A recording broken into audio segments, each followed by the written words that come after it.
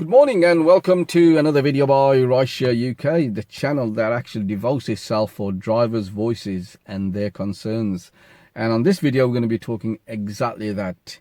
Now, what's Uber done this week? They've actually have pulled the carpet from underneath all the Uber access drivers' feet. And basically, these drivers now have landed themselves on their backside. So let's just talk about a quick background to Uber Assist and Uber Access. Now, this was introduced about a couple of years ago, and it was mainly to perceive to the general public about Uber as a loving, caring transportation company that really wanted to help consumers that needed assistance getting into the vehicles and out of vehicles, and also for people who are wheelchair bound. Now, you got two segments to this program, the Access and Assist program.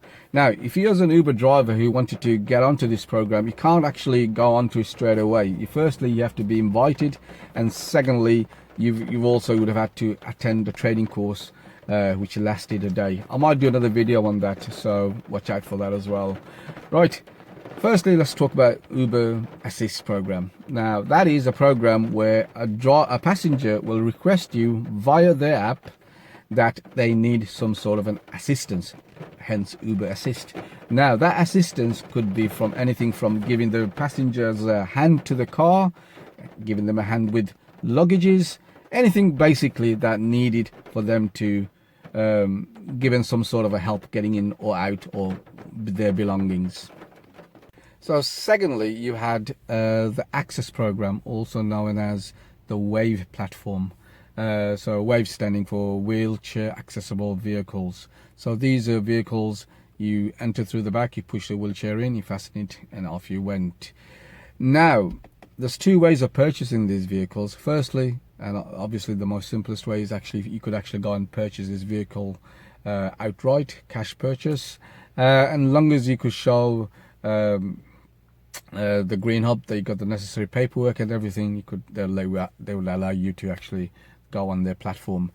And the other one, and which seems to be the most popular way of getting to this platform with the WAVE vehicle, was going through a broker.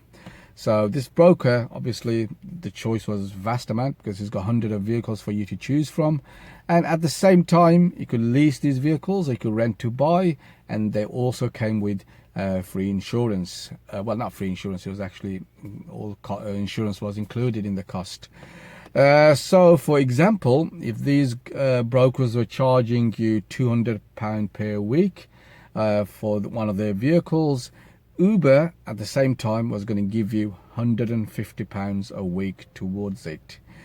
So you are actually purchasing these vehicles with insurance, in real term £50 that was going out of your pocket. But there was a criteria to this, and the criteria was that you did 35 hours online per week, and with an acceptance rate of 70%. Once you qualified that, or you done that, you got your £150 every week. So this became very popular amongst two sets of drivers. The first, obviously, are the opportunistic drivers who looked at this and thought, you know what, this sounds very good, I could actually make money out of this.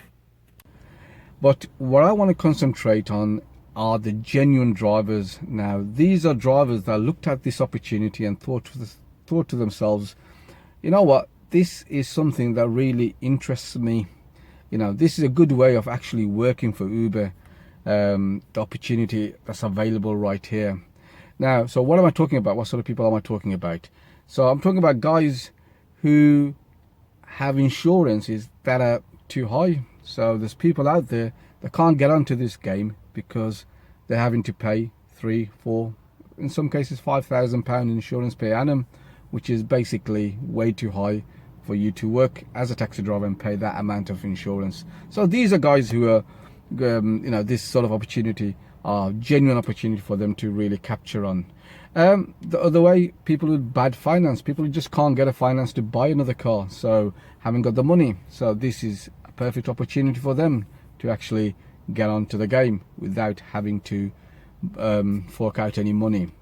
You got people who are actually genuine people who actually care for working for the community, you know. So someone who likes actually giving people with disability a hand, people, you know, I mean, ferrying around disability. So there are genuine people who like to do this kind of work. So for them sort of drivers, this is a brilliant way of working with Uber to somehow pay back to the community.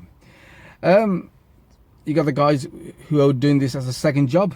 So, and this is a sure affordable way to, you know, get some extra cash without any excessive cost involved.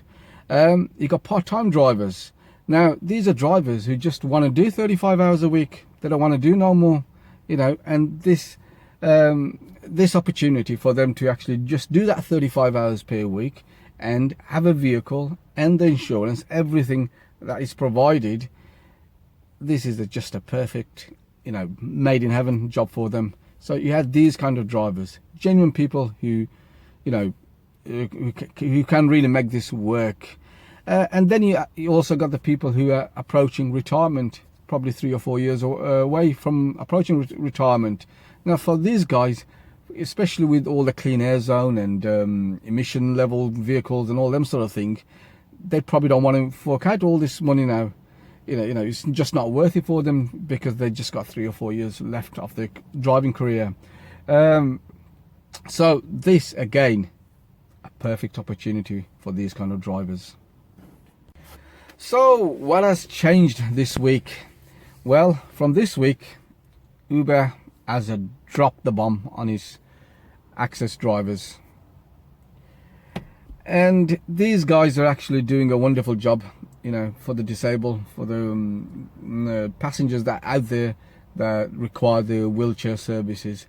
These guys were doing a brilliant job. Now, what they want to do now, Uber, they've told their access drivers, you got to do 80 jobs a week.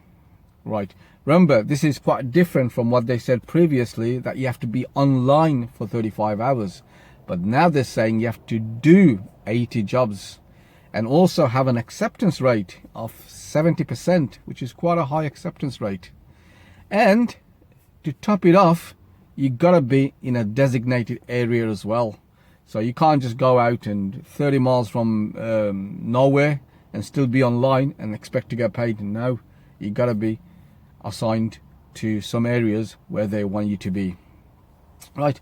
Now, this is really bad by Uber, because these drivers were promised that if they did this and if they did that, they would get £150 a week.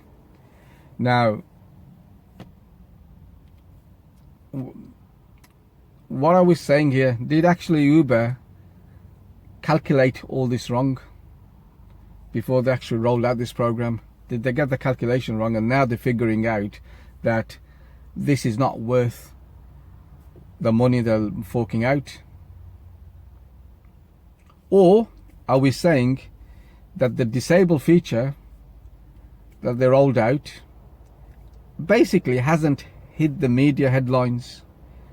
So there's no real effect. People are not jumping, and you know, the council's then coming back to Uber and hugging them and saying, look, you've done a wonderful job for the disabled community. You know, so they're not seeing any real return on that from the actual general public. But I gotta say, this 80 jobs, it's a lot of jobs for these guys. You know, you'd look at 80 jobs, and even if you did 2 jobs an hour, that's 40 hours a week. That's a full-time work.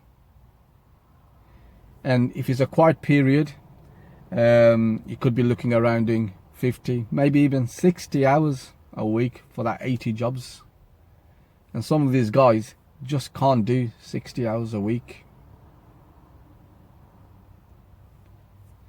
Now, this ain't the first time Uber has done this to his drivers. If I could take you back a few years ago, when the CEO of Uber then, Travis, Now, he was involved in an argument that actually cost him his job at the end, where the driver was trying to explain to him that you promised us that if we bought in America Uber Black, you know, we're going to get loads of jobs, the rates were going to be so high, and we're going to be making so much money. Year down the line, we've bought all these new cars. You know, you're talking about in America, these guys investing 60,000-70,000 pounds for these brand new cars. And what do Uber do then? They slashed the rates, halved it, dramatically reducing the rate. And these guys were actually just left crying in some circumstances. But what has Uber got in return for that? They've got a fleet of cars that are brand new. They've got drivers that have to work now. They've got no choice to pay for these cars. Hungry drivers. And this is exactly what's Uber done here right now with the Access program. These drivers now are left with cars probably worth around £12,000, disabled equipped. So they got no choice now but to do that job. And Uber's also told them now you got to do 80 hours a week. And it just seems really unfair on these guys. But you know something, that's Uber for you. You know, if I told you, is that the last time Uber's going to do something like this to its drivers? Of course it's not. Uber will keep doing it and doing it. And you just wonder where the end for Uber is, you know, where he just wants to hit his drivers all the time. And this is one of the reasons why drivers have so less respect for Uber as a company, is because time and time again, this is what he does to his drivers. But anyway, now I'll talk to you guys in another video. I'll speak to you soon. Bye bye now.